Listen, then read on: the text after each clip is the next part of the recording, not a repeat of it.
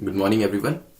Current affairs जो MCQ की series में 1 एंड 2 नवंबर के करंट अफेयर्स हम डिस्कस करने वाले हैं। जल्दी से टॉपिक्स देख लेते हैं जो हम डिस्कस करेंगे इस पर्टिकुलर वीडियो के अंदर।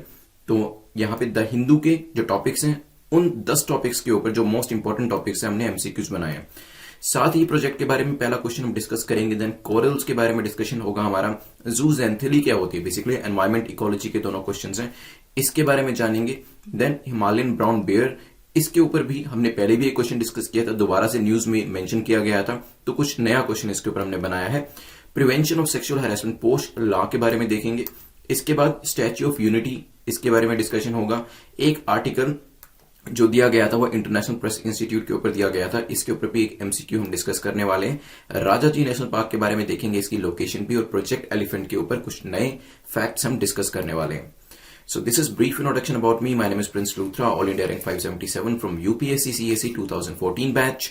मैं अपने नए मेंबर्स को एक बार वेलकम कर लेता हूं जिन्होंने हमारी सीरीज जो है वेरियस वीडियो और टेस्ट सीरीज को ज्वाइन किया, जिसमें रामदीप पाल हैं, जीबोम जोंके हैं, नैना डे हैं, सुधांशु लम्यान हैं, शैलेश हिरेमत हैं एंड पलाश परती है। चलिए, यूपीएससी की मॉक टेस्ट सीरीज जो है वो हमने अभी अक्टूबर से ही इसे स्टार्ट कर दिया है, ताकि जून 27 तक आते आते आपकी अच्छी खासी प्रिपरेशन हो जाए।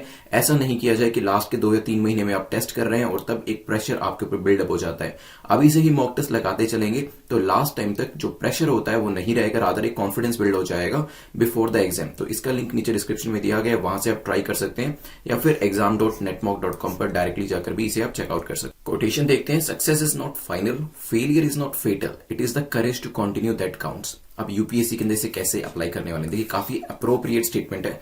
बहुत बार यूपीएससी के अंदर भी ऐसी चीजें आपको फेस करनी पड़ेंगी। Believe me, I have also been there, मैंने भी इस तरीके की चीजें फेस करी हैं। जब बहुत ज्यादा तैयारी होने के बाद जो भी आपको सक्सेस नहीं मिलती, rather you have to face the failure. जब आपको 100% कॉन्फिडेंस होता है अपने ऊपर कि मैंने तैयारी अच्छी करी है, फिर भी कई बार आपको फॉर अननोन रीजंस फेलियर को फेस करना पड़ता है। ऑन द कॉन्ट्ररी, कई बार ऐसा भी होता है कि जब आपको अपनी तैयारी के ऊपर कॉन्फिडेंस नहीं होता है उतना ज्यादा, या फिर आप सोच रहे होते हैं कि पता नहीं मुझे अटेम्प्ट देना चाहिए या नहीं देना चाहिए, फिर भी वहां पर आप देखते होंगे कि प्रीलिम्स आपका क्रैक हो जाता है। इसके लिए ही ये स्टेटमेंट बनाई गई है कि देखिए कोई भी चीज यहाँ पे फाइनल नहीं है, सक्सेस भी फाइनल नहीं है और फेलियर भी ऐसा नहीं है कि वो पूरे तरीके से आपको खत्म कर दे। देयरफॉर जो आपकी करेज होती है ना, फेलियर के बावजूद भी ट्राई करने की, वो ही सबसे ज्यादा इंपॉर्टेंट होती है और वही आपकी लाइफ में काउंट भी होती है। तो चाहे आपको सक्सेस मिले, वो सक्सेस अपने आप में फाइनल नहीं होगी। एक पर्टिकुलर पोजीशन पे पहुंचने के बाद, एक पर्टिकुलर गोल को अचीव करने के बाद definitely you will set a new goal, तो फिर आपको नेक्स्ट सक्सेस की तरफ बढ़ना पड़ेगा। इसी तरीके से अगर आप फेल भी हो जाते हैं, यूपीएससी की बात करें तो चाहे वो किसी भी स्टेज पे हो, वो कोई आपको खत्म नहीं कर देती है पूरे तरीके से। You can always come back, आप दोबारा से भी तैयारी शुरू कर सकते हैं। तो success is not final, failure is not fatal, courage जो है आपकी वो काउंट होती है और वो आपको कभी भी लूज नहीं करनी है, चाहे आप कंसिस्टेंटली फेलियर ही क्यों ना फेस कर रहे हो। बहुत सारे कैंडिडेट्स आपने देखा होगा ऐसे भी होते हैं कि 5 अटेम्प्ट्स में कंसेक्यूटिवली उनका प्रीलिम्स भी एग्जाम नहीं हो पाता है और 6th अटेम्प्ट में सीधा वो prelims plus mains plus interview तीनों क्रैक करके रैंक भी ले आते हैं। तो ये जो इंस्टेंसेस है, ये हमें ये सिखाते हैं कि कभी भी जो करेज है उसको आपको लूज नहीं करना, बिकॉज यू नेवर नो कि कौन वो आपका जो रैंक है टॉप 10 में, टॉप 50, टॉप 100 में, वो कौन से अटेम्प्ट में छुपा हुआ है। चलिए पहले क्वेश्चन पे चलते हैं। जो ओल्ड सब्सक्राइबर्स हैं दे नो कि हमारी मार्किंग स्कीम क्या रहती है। जो लोग नए जुड़े हैं उनके लिए बता दूं तो यहाँ पे आपको 6 से ज्यादा क्वेश्चन को करेक्ट करना होता है to be in the safe zone. तो this is the safe zone. और अगर 6 क्वेश्चन से आप कम करेक्ट कर पाते हैं तो दोबारा से अटेम्प्ट कर लीजिएगा, वीडियो को दोबारा से देख लीजिएगा और नोट्स जो है चाहे तो बना सकते हैं। और एक्सप्लेनेशन को आपको बिल्कुल ध्यान से सुनना है क्योंकि काफी सारे क्वेश्चंस एक्सप्लेनेशन से भी आ जाते हैं। चलिए फर्स्ट क्वेश्चन को देखते हैं। फर्स्ट क्वेश्चन जो हमारा है पूछ रहा है विच of the following sector 7A project mainly focuses on. तो 7A प्रोजेक्ट जो है वो किस सेक्टर के ऊपर फोकस करता है, न्यूज में क्यों था, सबसे पहले तो हम वो देखेंगे, देन इसके करेक्ट आंसर के बारे में देखेंगे और फिर इस पर्टिकुलर प्रोजेक्ट की एक्सप्लेनेशन के बारे में भी देखेंगे। चलिए, तो क्या ये एजुकेशन से रिलेट करता है, हेल्थ से रिलेट करता है, फाइनेंस से रिलेट करता है, आपको बताना है करेक्ट क्या है। तो जो चीज बतानी है करेक्ट या इनकरेक्ट उसको सर्कल में डालिए, जो प्रोजेक्ट या जिस टॉपिक के बारे में पूछा है उसको आप अंडरलाइन करिए। चलिए सोचिए, 5 सेकंड का टाइम लीजिए। चलिए डिस्कस करते हैं। देखिए ये जो पर्टिकुलर प्रोजेक्ट है 2017 के अंदर स्टार्ट किया गया था। 7A प्रोजेक्ट नीति आयोग के द्वारा स्टार्ट किया गया था, sustainable action for transforming human capital, this is the full form. अभी दिखाऊंगा फुल फॉर्म भी मैं आपको स्क्रीन के ऊपर। तो 2017 में इसको स्टार्ट किया गया था और कुछ स्टेट्स को यहां पे ईयर मार्क किया गया था जहां पर एज ए पायलट बेसिस पे ये प्रोजेक्ट स्टार्ट किया जाएगा, जिसमें उड़ीसा भी स्टेट एक था, झारखंड भी था, मध्य प्रदेश भी था। अगर आपको याद हो हमने इस चीज को डिस्कस भी किया था 2020 की बिगिनिंग के अंदर जब हमने वीडियोस बनाना स्टार्ट किया था। तो उड़ीसा, झारखंड, मध्य प्रदेश, याद रखने का तरीका मोज करके याद रखिएगा इसको। M stands for Madhya Pradesh, ओ से उड़ीसा, जे से झारखंड। ठीक है, अभी रिसेंटली हुआ क्या है, उड़ीसा गवर्नमेंट ने 8000 स्कूल्स को आइडेंटिफाई किया है 15 डिस्ट्रिक्ट्स के अंदर और कहा है इनको दूसरे जो स्कूल्स हैं उनके साथ मर्ज कर दिया जाएगा, क्योंकि स्कूल्स के अंदर एनरोलमेंट काफी कम है। तो जहां पे 20 से कम स्टूडेंट्स एनरोल हैं स्कूल के अंदर, वहां पर इन स्कूल्स को मर्ज कर दिया जाएगा। ये उड़ीसा गवर्नमेंट का डिसीजन है। जो ये मर्जर है, the merger is being carried out under NITI Aayog साथी प्रोजेक्ट। जो साथी प्रोजेक्ट जो नीति आयोग का है, इसके अंडर में ये कंसोलिडेशन और रैशनलाइजेशन स्कूल का करने के लिए ये पर्टिकुलर स्टेप जो है लिया जा रहा है। साथी प्रोजेक्ट मैंने आपको बताया ह्यूमन कैपिटल से रिलेट करता है। सो एजुकेशन और हेल्थ दोनों ही कंपोनेंट इसके अंदर आते हैं, लेकिन फाइनेंस का कंपोनेंट इसके अंदर नहीं है। तो ह्यूमन कैपिटल, क्या हम उनको एजुकेशन अच्छी दे पा रहे हैं और क्या हम उनको अच्छी हेल्थ दे पा रहे हैं, इसके बारे में बात करी जाती है। आंसर हमारा हो जाएगा ए। एग्जाम में ये भी पूछा जा सकता है, जैसे कि हमने जनवरी 2020 के टाइम पर डिस्कशन किया था कि साथी प्रोजेक्ट कौन लेके आए, तो नीति आयोग का प्रोजेक्ट है। मैंने ये भी क्वेश्चन बनाया था कि कौन कौन से स्टेट्स इसके अंदर इंक्लूडेड है, आपको अगर याद हो तो यहां पे एक नए तरीके का क्वेश्चन हमने पूछा है। चलिए, सो दिस इज साथी प्रोजेक्ट ऑफ नीति आयोग। चलते हैं नेक्स्ट क्वेश्चन के ऊपर। एनवायरमेंट इकोलॉजी का क्वेश्चन है, पूछा गया कोरल्स के बारे में बताएं कौन सी स्टेटमेंट करेक्ट है आपकी। तो कौन सा कथन सही है, ये आपको कोरल्स के बारे में बताना है। 3 स्टेटमेंट्स है। पहली कहती है corals are marine animals which exhibit characteristics of plant. तो कोरल्स जो होते हैं ये बेसिकली एनिमल्स होते हैं, मरीन एनिमल्स होते हैं, जो जिनकी कैरेक्टरिस्टिक्स, जिनकी विशेषताएं जो होती है वो एक प्लांट की तरह होती है, एक पौधे की तरह होती है। They are made up of genetically identical organism called polyps. तो किसके बने होते हैं, वो पॉलिप्स के बने होते हैं। Then these polyps have microscopic algae called zooxanthellae living outside their tissue। ये जो पॉलिप्स होते हैं इसमें क्या होता है, इसमें एक एल्गी होती है या एल्जी होती है जिसको जूजेंथली कहा जाता है, जो कि टिश्यू के आउटसाइड में रहती है। सोचिए, थोड़ा सा टिपिकल क्वेश्चन हो सकता है अगर एनवायरमेंट इकोलॉजी आपने नहीं पढ़ा है। टाइम लीजिए, सोचिए इसके बारे में, फिर डिस्कस करेंगे। चलिए, तो हमने कोरल्स और पॉलिप्स के बारे में क्यों डिस्कशन किया, क्योंकि नेशनल इंस्टीट्यूट ऑफ ओशियोग्राफी इन्होंने अभी कहा है कि 18 कॉलोनीज जो है इनको ट्रांसलोकेट किया जाएगा। 18 कौन सी कॉलोनीज है, 18 कोरल कॉलोनीज। कोरल की 18 कॉलोनीज को, क्योंकि एक मुंबई कोस्टल रोड प्रोजेक्ट जो है वो स्टार्ट होने वाला है। Mumbai coastal road project start होगा तो जो कोस्ट ऑफ मुंबई है वहां से 18 कोरल की कॉलोनीज को ट्रांसलोकेट किया जाएगा। ठीक है, तो ध्यान रखिएगा, ये न्यूज थी।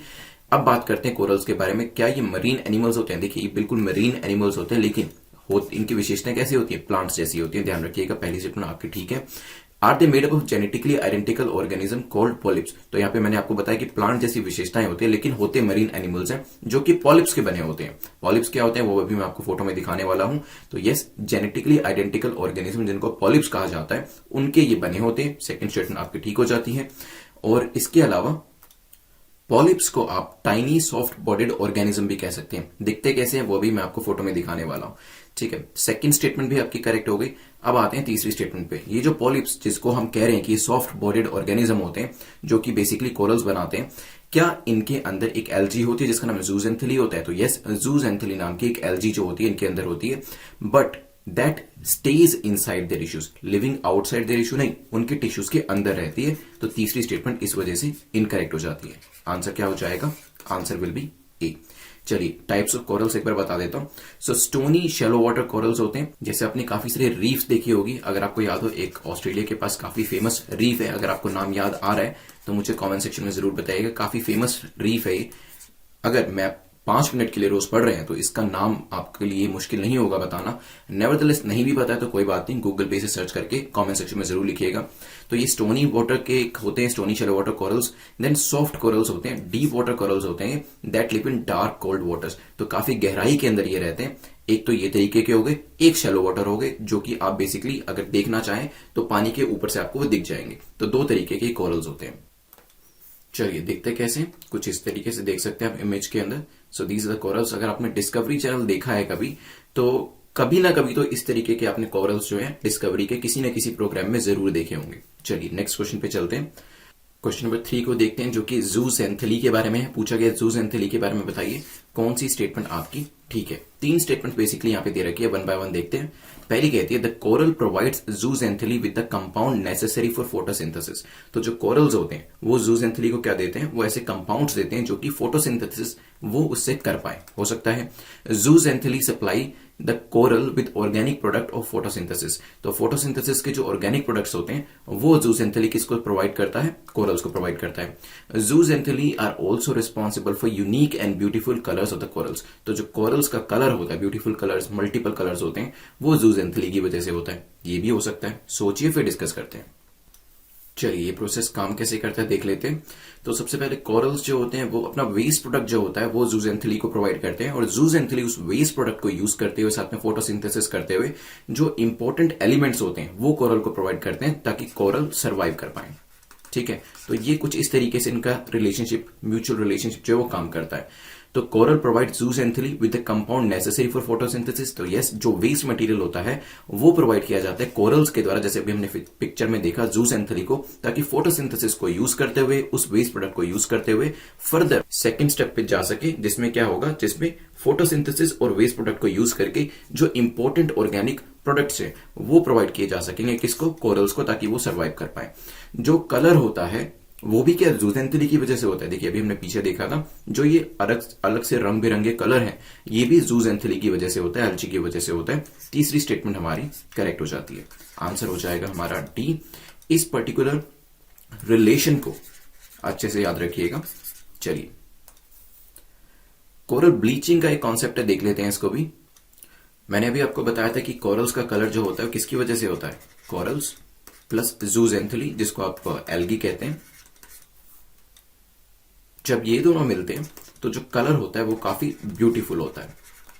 ठीक है, लेकिन कई बार क्या होता है, वार्म वाटर की वजह से कोरल जो होते हैं वो अंडर स्ट्रेस हो जाते हैं, स्ट्रेस के अंदर आ जाते हैं, और जो जूजेंथली मतलब जो एल्गी होती है उसको सस्पेंड कर देते हैं। जब ये सस्पेंड हो जाएगा, जिसकी वजह से कोरल्स को उनका कलर मिल रहा था, तो क्या उसके बाद कोरल्स का कलर रहेगा? नहीं, क्योंकि जिस चीज की वजह से आपकी लाइफ में कलर आ रहे थे आपने उसको तो सस्पेंड ही कर दिया, तो उसके बाद तो जो आपका कलर है वो खत्म हो जाएंगे। जैसे कि यहां आप देख सकते हैं, ये है corals with the algae, zooxanthellae है तभी यहां पे कलर है, लेकिन जब वार्म वाटर की वजह से इसको सस्पेंड कर दिया जाएगा तो आप देख रहे हैं देयर इज नो कलर।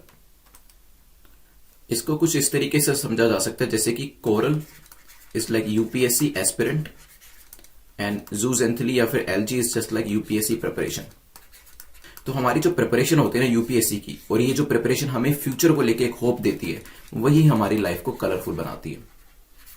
ठीक है, वही हमारी लाइफ को ब्यूटीफुल बनाती है। ठीक है, तो this hope, this preparation is very important for UPSC aspirant, just like zooxanthellae और algae is very important for corals. ध्यान रखिएगा, याद रखने का तरीका है, प्रैक्टिकल भी है, आप इसे काफी प्रैक्टिकल भी है, क्योंकि कुछ चीजें जो है हमारी लाइफ के अंदर काफी इंपॉर्टेंट होती हैं और हमारी लाइफ को ज्यादा मीनिंग देती हैं। कुछ इस तरीके से ही हमने इस कॉन्सेप्ट को देखा था। चलिए नेक्स्ट क्वेश्चन पे चलते हैं, which is question number 4। Question number 4 जो है हिमालयन ब्राउन बेयर के बारे में है। पहले भी इसके ऊपर डिस्कशन किया है हमने, इसके आईयूसीएन स्टेटस के बारे में देखा था और कुछ और फैक्ट्स भी डिस्कस किए थे। यहाँ पे जो क्वेश्चन पूछ रहा है वो कह रहा है कि in which of the following countries Himalayan brown bear is found. तो कौन कौन सी कंट्रीज में हिमालयन ब्राउन बेयर मिलता है? क्या भूटान में, नेपाल में, पाकिस्तान, तिब्बत? सोचिए फिर डिस्कस करते हैं। चलिए, तो brown bear, Himalayan brown bear अभी काफी न्यूज में था। आपको पता है कि हमारे जियोलॉजिकल सर्वे ऑफ इंडिया ने एक स्टडी करी थी इसके ऊपर, जिस स्टडी के बारे में मैंने आपसे डिस्कस भी किया था। और बात करी जाए इंडिया के अलावा, ये भूटान में भी मिलता है, नेपाल में भी है, पाकिस्तान में भी है और तिब्बत ऑटोनोमस रीजन के अंदर भी है। तो आंसर हो जाएगा डी।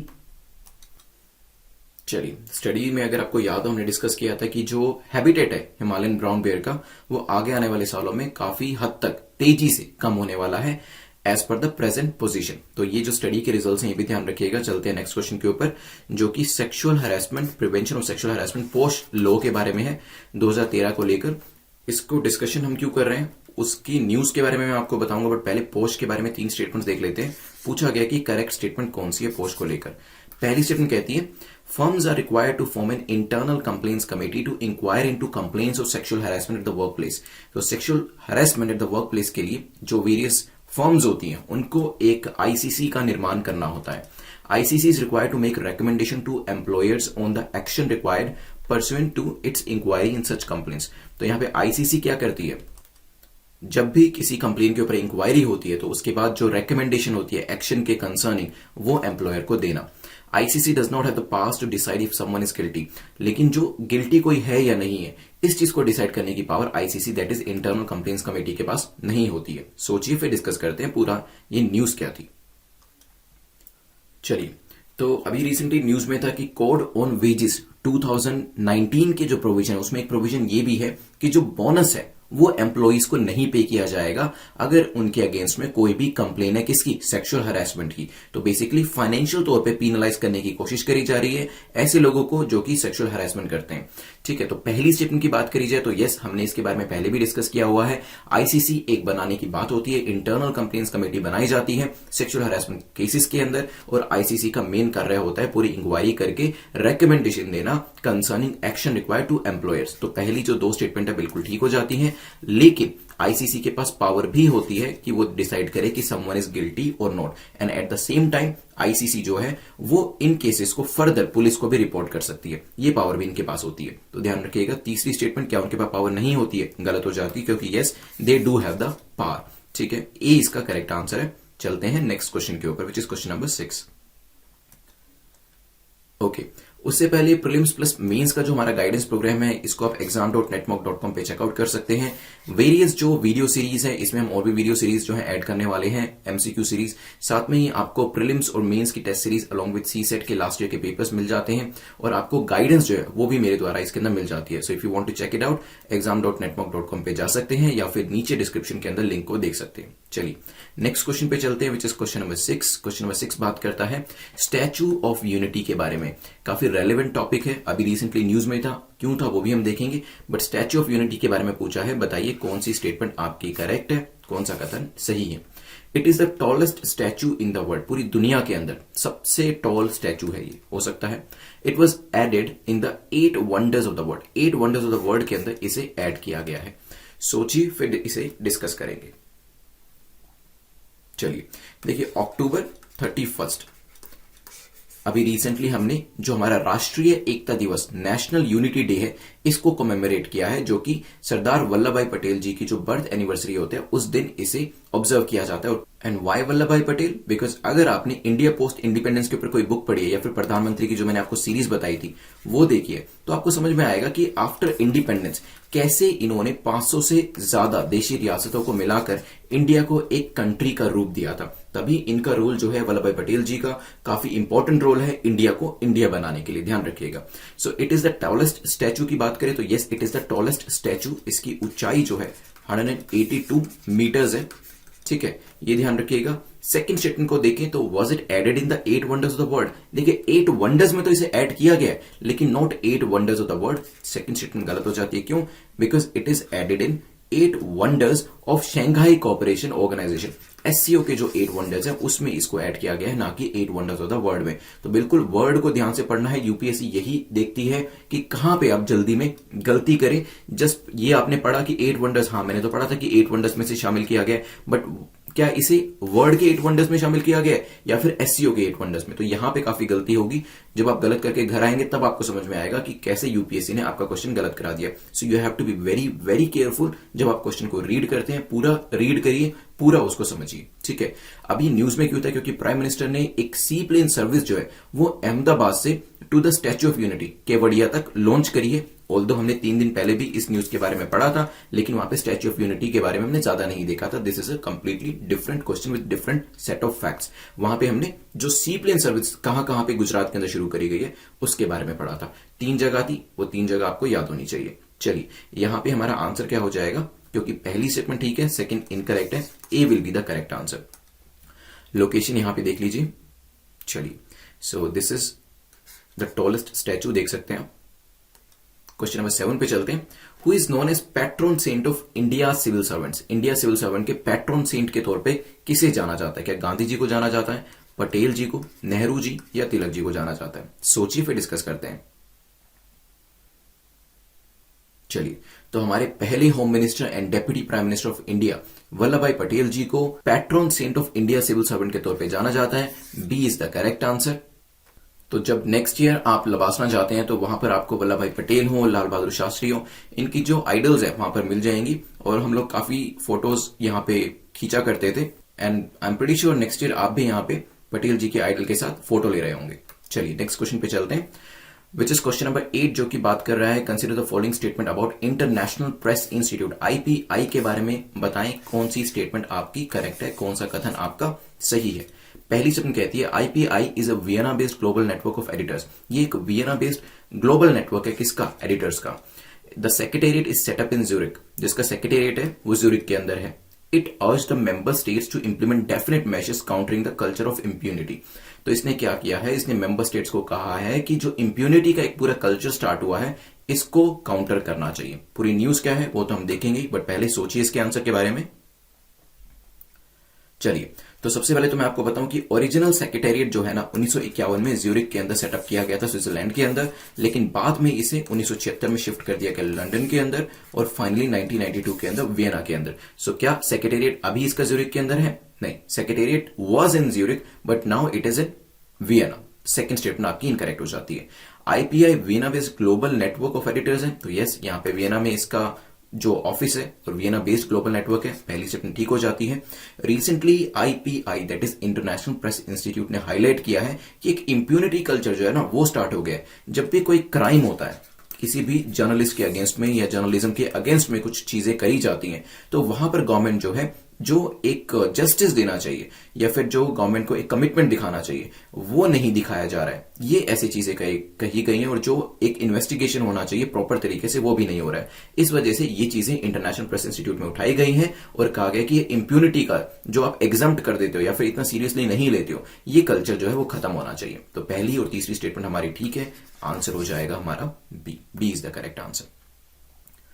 चलिए क्वेश्चन नंबर 9 को देखते हैं, जो कि राजाजी नेशनल पार्क के बारे में पूछा गया। Rajaji national park is located on the foot hills of, तो कौन सी फुट हिल्स के ऊपर राजाजी नेशनल पार्क जो है लोकेट करता है? क्या अरावली रेंज पे, विंध्या रेंज पे, वेस्टर्न घाट पे, शिवालिक रेंज पे? सोचिए फिर डिस्कस करते हैं। चलिए तो 3 सेंचुरीज हुआ करती थी उत्तराखंड के अंदर। अब मैंने उत्तराखंड बता दिया तो आपको समझ में आ गया होगा आंसर क्या होगा, शिवालिक रेंज इसका आंसर होगा। डी इसका करेक्ट आंसर है। 3 रेंजेस हुआ करती थी जिसका नाम था राजाजी, मोतीचूर एंड चीला। तीनों को मिलाकर राजाजी नेशनल पार्क जो था बनाया गया था इन द ईयर 1983। और किनके नाम पे नाम रखा गया था? सी राजगोपालचारी जो कि हमारे फ्रीडम फाइटर थे, उनके नाम पे ये नाम रखा गया था। पॉपुलरली राजा जी उनको कहा जाता था। So D is the correct answer. क्यों न्यूज में था अभी देखेंगे, अभी फिलहाल इसकी लोकेशन जो है वो देख लीजिए, शिवालिक रेंज की। चलिए प्रोजेक्ट एलिफेंट को लेके न्यूज में था, इस वजह से इस पे क्वेश्चन बनाया गया है। प्रोजेक्ट एलिफेंट को लेके बताएं कौन सी स्टेटमेंट आपकी करेक्ट है, कौन सा कथन आपका सही है। पहली स्टेटमेंट कहती है project elephant was launched by government of India in the year 1992 and it is a centrally sponsored scheme. Centrally sponsored, central sector क्या होती है पहले बहुत बार डिस्कस कर चुके हैं। इसी वजह से अब आप मुझे बताएंगे कमेंट सेक्शन के अंदर एक लाइन में दोनों में डिफरेंस क्या है। क्या ये प्रोजेक्ट एलिफेंट जो है गवर्नमेंट ऑफ इंडिया के द्वारा 1992 में स्टार्ट किया गया था और ये सेंट्रल स्पॉन्सर्ड स्कीम है? हो सकती है। Shivalik elephant reserve is notified area for project elephant. Shivalik elephant reserve जो है ये एक प्रोजेक्ट एलिफेंट के लिए नोटिफाइड एरिया है, हो सकता है। Indian elephant is endangered as per IUCN red list. IUCN red list के हिसाब से जो इंडियन एलिफेंट है वो एंडेंजर्ड कैटेगरी के अंदर आता है। सोचिए फिर डिस्कस करेंगे। चलिए तो recently ministry of environment, forest and climate change ने उत्तराखंड की गवर्नमेंट को कहा है कि जो आप लैंड को एक्सप्लोर और एक्सपेंड कर रहे हो ना देहरादून जोली ग्रांट एयरपोर्ट के लिए, तो कोशिश करिए जो सेंसिटिव एरिया है शिवालिक रेंज का, ठीक है, तो शिवालिक एलिफेंट रिजर्व्स का जो सेंसिटिव एरिया है इसे अवॉइड करने की कोशिश करिएगा। ठीक है, तो ऐसा नहीं है कि आप इस एरिया को भी ले लें और कोशिश करें वहां पे एयरपोर्ट को एक्सपेंड करने की। बेटर यही रहेगा कि सेंसिटिव एरिया को छोड़कर बाकी का जो एरिया है आप वो यूज कर लीजिए। तो अगर हम बात करें प्रोजेक्ट एलिफेंट की, तो yes it is a centrally sponsored scheme जिसे 1992 में चलाया गया था। शिवालिक के बारे में हम डिस्कस कर चुके हैं तो ये आपको पता ही होगा। Shivalik elephant reserve is a notified area for project elephant. Project elephant के लिए शिवालिक एलिफेंट रिजर्व जो एक नोटिफाइड एरिया है। साथ में ही जो इंडियन एलिफेंट है आईयूसीएन की रेड लिस्ट के हिसाब से ये एंडेंजर्ड कैटेगरी में ही आता है। तो तीनों स्टेटमेंट्स ठीक होने की वजह से आंसर हमारा हो जाएगा डी। चलिए तो ध्यान रखिएगा प्रोजेक्ट एलिफेंट के बारे में ये सब चीजें। वर्ल्ड एलिफेंट डे 12 अगस्त को ऑब्जर्व किया जाता है। अभी हम 2 मिनट के अंदर रिवीजन करेंगे, रिवीजन को मिस नहीं करना है। फिर हम देखेंगे क्वेश्चन ऑफ द डे के बारे में जिसका आपको आंसर करना है, और विनर ऑफ द डे जिन्होंने लास्ट टाइम हमारा करेक्ट आंसर दिया है उनके नाम को भी अनाउंस करेंगे। चलिए, सबसे पहले साथी प्रोजेक्ट के बारे में देखा था हमने। क्या था? Sustainable action for transform human capital. Orissa government जो है उन्होंने अपने स्कूल्स का कंसोलिडेशन किया है, एक रैशनलाइजेशन किया है, काफी सारे स्कूल का मर्जर किया है जहां पे 20 से कम स्टूडेंट्स थे। पर्टिकुलर प्रोजेक्ट एजुकेशन हेल्थ से रिलेट करता है और मौज को ध्यान रखिएगा, दैट इज मध्य प्रदेश, उड़ीसा, झारखंड में 2017 में नीति आयोग के द्वारा इसे स्टार्ट किया गया था। इसके बाद नेक्स्ट हमारा डिस्कशन हुआ था क्वेश्चन नंबर 2 हमने कोरल्स के बारे में देखा था, जूजेंथेली के बारे में देखा था, पॉलिप्स के बारे में देखा था। एनिमल्स होते हैं बट बेसिकली प्लांट जैसी कैरेक्टरिस्टिक्स होती हैं। सॉफ्ट कोरल्स होते हैं, स्टोनी कोरल्स होते हैं। इनका जो कलर होता है जूजेंथेली की वजह से होता है। इनकी अगर एलजी दैट इज जूजेंथेली गई तो कलर भी गया, जस्ट लाइक मैंने आपको एग्जांपल दिया था। इनके लिए जूजेंथेली वैसे ही है जैसे यूपीएससी एस्पिरेंट के लिए यूपीएससी की प्रिपरेशन। दोनों इंपॉर्टेंट किस तरीके से होते हैं? म्यूचुअलिज्म का प्रिंसिपल फॉलो करते हैं। ये कोरल्स अपना वेस्ट जो है वो जूजेंथेली को देते हैं और जूजेंथेली फोटोसिंथेसिस को यूज करके इंपॉर्टेंट जो ऑर्गेनिक मटेरियल है वो कोरल को प्रोवाइड करता है उनके सर्वाइवल के लिए। कोरल ब्लीचिंग का जो एग्जाम्पल मैंने आपको दिया था याद रखिएगा। कोरल्स के अंदर कलर जूजेंथेली की वजह से होता है, जैसे कि हमारे अंदर होप जो होती है यूपीएससी प्रिपरेशन की वजह से होती है। इस तरीके से हमने नेक्स्ट क्वेश्चन पे हमने मूव किया था। Himalayan brown bear Bhutan, Nepal, Pakistan, Tibet autonomous region India के अंदर आपको मिल जाएंगे। अभी जूलॉजिकल सर्वे ऑफ इंडिया की एक स्टडी हुई थी, इस वजह से ये इंपॉर्टेंट हमारे लिए हो गया था। फिर हमने डिस्कशन किया था पोस्ट के बारे में। यहां पे कहा गया है वेज बिल जो हमारा था कोड ऑन वेजेस 2019, उसमें जो बोनस है एम्प्लॉय का वो रोक लिया जाएगा अगर सेक्सुअल हरासमेंट के चार्जेस लगे हैं। आईसीसी इसके अंदर बनाई जाती है जो कि एम्प्लॉयर को बताती है आपको क्या एक्शन लेना चाहिए, साथ में ही इंक्वायरी करती है और पुलिस को भी रिपोर्ट कर सकती है। देन हमारा डिस्कशन हुआ था नेक्स्ट क्वेश्चन नंबर 6 को लेके, जहां पे हमने स्टैच्यू ऑफ यूनिटी के बारे में देखा था। 182 मीटर्स हाइट है, दुनिया का सबसे लंबा है, ये ध्यान रखिएगा। 8 wonders of SCO that is Shanghai cooperation organisation के लिए 8 वंडर्स में इंक्लूडेड है और I think if I am not wrong जनवरी 2020 में ही इसे इंक्लूड किया गया था। 8 वंडर्स ऑफ द वर्ल्ड, गलती मत करिएगा, एक एक शब्द इंपॉर्टेंट होता है प्रीलिम्स के अंदर जो स्टेटमेंट्स होते हैं, तो बिल्कुल गलती नहीं करनी है वहां पर। रिसेंटली प्राइम मिनिस्टर ने एक सी प्लेन सर्विस जो है वो अहमदाबाद से केवड़िया स्टैच्यू ऑफ यूनिटी के लिए स्टार्ट करी है, इस वजह से भी आने वाले एग्जाम में ये इंपॉर्टेंट हो जाता है। लोकेशन आप जानते हैं गुजरात में फॉल करता है। Then patron saint of Indian civil servant मैंने आपको बताया था, पटेल जी को कहा जाता है। इनकी प्रतिमा जो है आपको जब नेक्स्ट ईयर लबासना आप जाएंगे वहां पर भी मिल जाएगी। काफी सारे सिविल सर्वेंट्स यहाँ पे अपनी फोटोज कैप्चर करते हैं, नेक्स्ट ईयर आप भी कर रहे होंगे। देन हमने इंटरनेशनल प्रेस इंस्टीट्यूट के बारे में देखा था। It's a Vienna based organisation जो कि एडिटर्स का ग्लोबल नेटवर्क। और अभी एक चीज, एक काफी इंपॉर्टेंट इश्यू को उठाया गया है कि जो भी जर्नलिस्ट के अगेंस्ट में क्राइम होते हैं वहां पे इंप्यूनिटी का जो प्रिंसिपल होता है वो फॉलो किया जाता है। वो मत करिए, सीरियस तरीके से इन्वेस्टिगेट करिए और लोग जो भी इसके पीछे रिस्पॉन्सिबल है, जो भी क्रिमिनल रिस्पॉन्सिबल है, उनको आप प्रॉपर सजा भी दीजिए। पहले सेक्रेटेरिएट ज्यूरिख के अंदर था, फिर लंदन में इसे शिफ्ट किया गया, now it is in Vienna. फिर क्वेश्चन नंबर 9 पे हमने देखा था राजाजी नेशनल पार्क, लोकेशन मैंने दिखा दी थी, उत्तराखंड में लोकेट करता है। 3 ऐसी सेंचुरीज हुआ करती थी, राजाजी, चीला एंड मोतीचूर। तो यहाँ पे तीनों को मिलाकर ही राजाजी नेशनल पार्क जो था 1983 में बनाया गया था। हमारे जो फ्रीडम फाइटर थे सी राजगोपालचारी, जिनको राजाजी भी कहा जाता था, उनके नाम पर यह नाम रखा गया था। शिवालिक रेंज में फॉल करता है। न्यूज में क्यों था? क्योंकि recently ministry of environment, forest and climate change ने उत्तराखंड की गवर्नमेंट को कहा है कि जो देहरादून आपका एयरपोर्ट है उसका जो एक्सपेंशन करने के लिए आप नई लैंड को एक्सप्लोर कर रहे हैं, वहां पे कोशिश करिए जो सेंसिटिव एरिया है किस चीज के लिए, जहां पे project elephant, Shivalik elephant reserve का, उसको आप इंक्लूड मत करिएगा, कोशिश ऐसा करिए। आईयूसीएन रेड लिस्ट के हिसाब से जो एलिफेंट है एंडेंजर्ड है और ये राजाजी जो शिवालिक एलिफेंट रिजर्व है ये नोटिफाइड एरिया में भी आता है। 10 क्वेश्चंस कंप्लीट होते हैं। कमेंट सेक्शन में मार्क्स जरूर लिखने आपने, चाहे आपने 0 ही क्यों ना स्कोर किया हो, बिकॉज आप आगे आने वाले टाइम में देखेंगे कि धीरे धीरे आपका जो स्कोर है वो इंप्रूव हो जाएगा। चलिए, लास्ट टाइम हमने डिस्कशन किया था, आप मुझे बताइए name 2 cash crops that grow well in alluvial soil. Alluvial soil के अंदर ऐसी 2 कौन सी कैश क्रॉप्स हैं जो कि अच्छे तरीके से ग्रो करी जाती हैं, इसका कमेंट सेक्शन में मुझे आंसर करिएगा। चलिए, तो इस क्वेश्चन का आंसर कमेंट सेक्शन में करिएगा।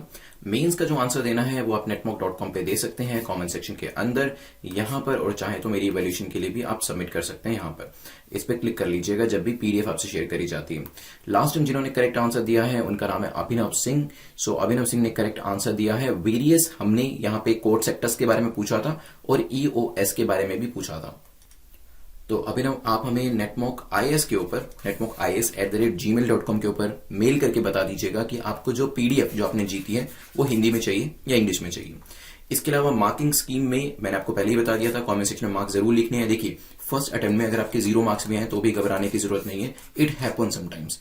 देखिए 0 स्कोर आने में कोई बुराई नहीं है, लेकिन 0 स्कोर आने पे, कुछ ना करने पे, वो सबसे बड़ी प्रॉब्लम है। तो 0 स्कोर आया है तो दोबारा से वीडियो देखिए, दोबारा से अटेम्प्ट करिए और देन इंश्योर करिए कि तब आपका स्कोर 10 आना चाहिए। नोट्स चाहे तो बना सकते हैं, अदरवाइज पीडीएफ तो मैं टेलीग्राम ग्रुप के ऊपर शेयर कर ही दूंगा, जिसका लिंक नीचे डिस्क्रिप्शन में दिया गया है, आप उसे ज्वाइन कर सकते हैं। साथ में ही बेल आइकन को प्रेस कर दीजिएगा सो दैट नोटिफिकेशन आपका मिस ना हो। बेल आइकन को प्रेस करने के बाद ऑल बटन को प्रेस करिएगा ताकि सारी नोटिफिकेशन आप तक पहुंचते रहे।